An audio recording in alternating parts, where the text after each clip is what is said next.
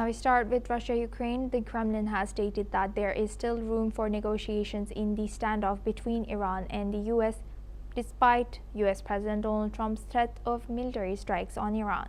Kremlin spokesperson Dmitry Peskov has emphasized that using force would create chaos and lead to dangerous consequences in the region. The Kremlin is calling for restraint from all sides, urging a diplomatic solution to prevent further escalation. Meanwhile, France has thrown its support behind efforts to include Iran's Islamic Revolutionary Guard Corps on the European Union's list of terrorist organizations. French Foreign Minister Jean-Noël Barrot has confirmed that France will back the move, citing the IRGC's violent crackdown on protests that has left thousands of people dead. France, along with Italy and Germany, is pushing for sanctions against those responsible for the violence, signaling a strong European stance against Iran's actions. Let's listen in. La France a annoncé hier qu'elle soutiendra l'inscription du corps des gardiens de la Révolution sur la liste des organisations terroristes de l'Union européenne, parce qu'il ne peut y avoir aucune impunité pour les crimes commis.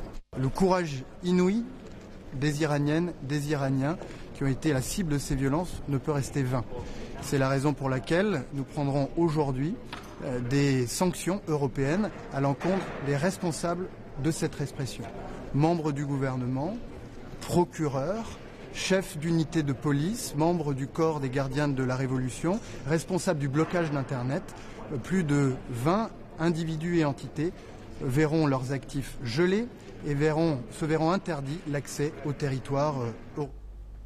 Now for this discussion, we welcome Mr. Ben Aris. He's a former Moscow bureau chief of the Daily Telegraph, joins us live from Berlin. Thank you very much, Mr. Aris, for joining us. Good to see you. Now thank you. Now looking at first Iran and U.S., although U.S. states that the diplomacy is open, they have been. It seems like they're piling up their military readiness in the region. So where exactly do you think diplomacy is open? And when they say diplomacy is open, what are they suggesting? Well, diplomacy is fading away, isn't it? I mean, it used to be a rules-based international order, and now we have military assets being moved around. I mean, an armada of U.S. naval vessels is in the Gulf now, pointing a gun at Iran, and they call this diplomacy. It's a threat, military force. Either you do negotiations, which is what they understand as diplomacy, or we bomb you. And this is happening, again and again. And the same with the diplomacy that went into Trump's quote-unquote discussion with Venezuela before Christmas, which ended up with a special military operation where they decapitated the country by kidnapping the president. And with this destruction of the international order, the rules have basically disappeared. It used to be sovereign nations, the integrity of another country was inviolable under the UN Charter, and now that counts for nothing.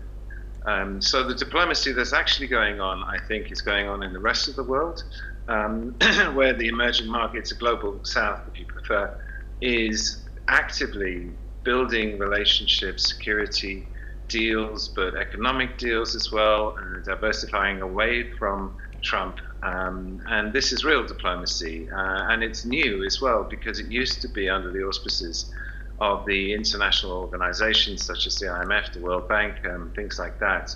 But those Western institutions now also count for nothing. And so what's being done is real diplomacy is being done in the emerging world, in the growing world, on the basis of traditional diplomacy, where you talk about your national interests, what do you have in common, how can you help each other, and then you slot it into a broader framework of regional, multicultural, multi-country relationships. And that process is going on, and is going on excluding the West, specifically to protect ourselves from the West. And by the West, I think we mean quote-unquote America. Thank you for highlighting that. And now looking at France's, stance towards Iranian security forces, I think. Why do you think France has decided to make such moves, and why is France in particular eyeing or putting focus onto Iran and onto Iran's this security guards? Well, this is the irony here, is Europe in particular still believes in the international order. I mean, the whole European Union was built on the idea of shared values and bringing together multiple countries. Because previous to the Second World War, Europe had a nasty habit of going to war with each other continuously in very bloody and long wars. And the European Union project was supposed to end that, and that was an enormous success. And so Europe really does believe in these values because it managed to bring together what is the biggest market in the world, some 400 million people in very different cultures, different countries, and made them function together extremely successfully. And so they don't want to give up on the rules-based order. But the world has changed, and the rules-based order doesn't work anymore. So still stick to the old principles, and they still talk about sovereignty and all the old ways of seeing these things. And so Iran is in chaos. You have a democracy, an authoritarian regime.